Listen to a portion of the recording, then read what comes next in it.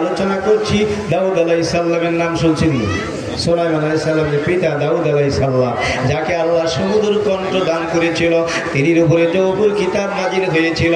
তিনি যখন জবুর শরীফ তেলাওয়াত করতেন, জঙ্গলার পশু পাখি আইসা শুনতো, মানুষও তো শুনতো। হ্যাঁ, এমনকি সমুদ্রের বড় বড় মাছগুলি শুকনার দ্বারা আইসা শুনতো।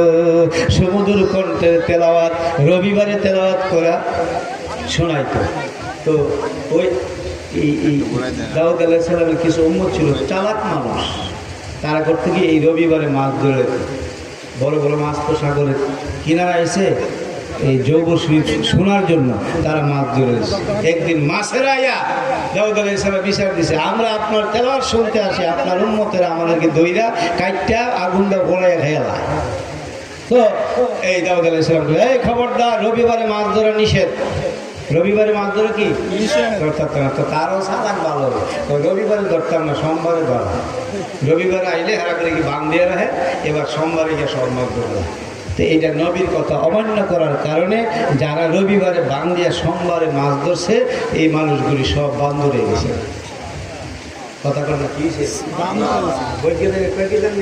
বান্দর থেকে বলে মানুষ, আরে মানুষ থেকে বেয়াদবি করে বান্দর হয়েছে। কথা ঠিক কিনা বলে?